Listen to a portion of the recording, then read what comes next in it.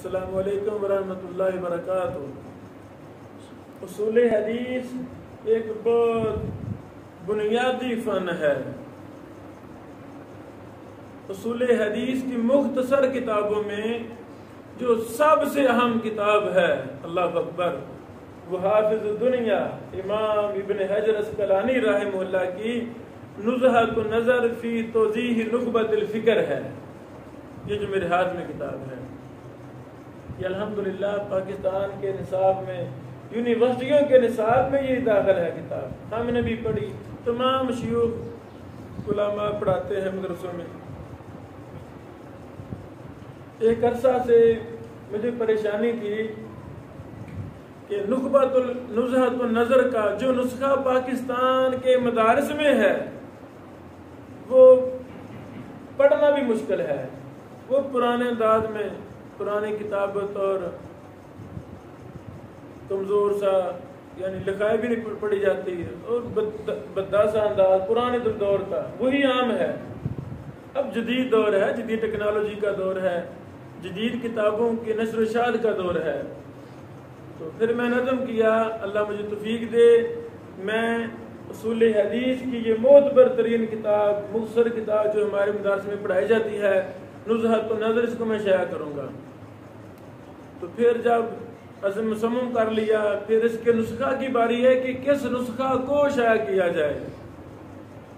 تو عرب عجم کے کئی شیوخ نے یہی مشورہ دیا کہ نزہۃ النظر کا وہ نسخہ جس پر کام فضیلت الشیخ المحدث علی حسن الحلبی رحمہ اللہ اردن والوں نے کیا ہے، النکت علی نزہۃ النظر کے نام سے اس کو شائع کریں۔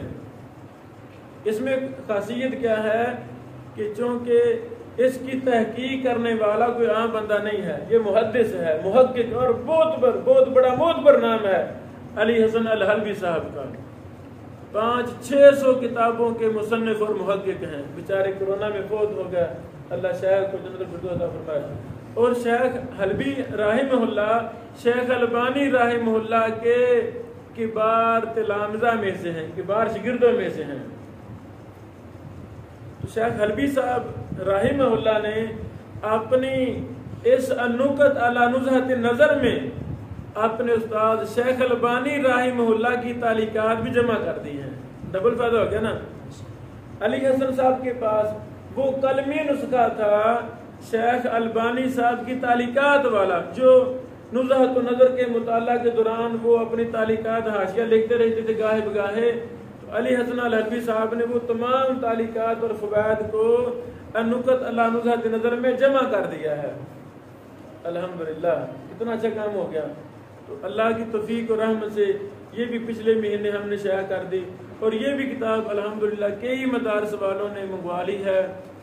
مکتبہ اسلامی ہے فیصل آباد لاہور، وہ ہمارا ڈسٹریبیوٹر ہے، وہاں سے کتاب مل جاتی ہیں۔ کئی لوگ ڈائریکٹ ہم سے منگوا لیتے ہیں۔ جیسے بھی ممکن ہو اس نسخہ کو بھی لازم پکڑا جائے، یعنی جو ہمارا کام تھا وہ ہم کر رہے ہیں اللہ کی رحمت سے۔ میری یہ نیت ہے، اللہ مجھے زندگی دے، توفیق دے، میں یہ برصغیر کو جرح و تعدیل سے، علل سے، علوم حدیث سے بھر دینا چاہتا ہوں۔ اگلے دنوں میں ہم سلف کی، متقدمین کی وہ اصل مرجع کتابیں علوم حدیث پر، جرح و تعدیل، علل پر، وہ بھی ہم شائع کرنا چاہتے ہیں، کر رہے ہیں۔ اللہ تعالیٰ ثانی فرمائے، اللہ تعالیٰ ہمارا جینا مرنا خدمت قرآن و حدیث کے ساتھ خاص کر دے، اور قیامت والے دن ہمیں، ہمارے اساتذہ کو، ہمارے شاگردوں کو، مخلصین کو، تمام امت کو جو حدیث سے، قرآن سے محبت کرنے والی ہے، منہج محدثین کے مطابق چلنے والی ہے، اللہ ہم سب کی یہ چھوٹی موٹی خدمات کو قبول فرمائے، اور قیامت والے دن خدام حدیث کی صف میں ہمیں بھی اللہ تعالیٰ کہیں جگہ دے دے کہ اس میرے بندے نے بھی، اس دار ابن بشیر کی ٹیم نے، کلیت الحدیث نبوی الشریف قصور کی ٹیم نے، لجنہ نے پاکستان میں حدیث کی تھوڑی سی خدمت کی تھی۔ اللہ تعالیٰ ہمارا جینا مرنا خدمت حدیث کے لیے، خدمت قرآن کے لیے خاص کر دے، اور ہم سے اچھے کام لے لے، تاکہ ہمارا برصغیر میں اسی طرح علم حدیث پر کام ہو جیسے عربوں میں کام ہو رہے ہیں۔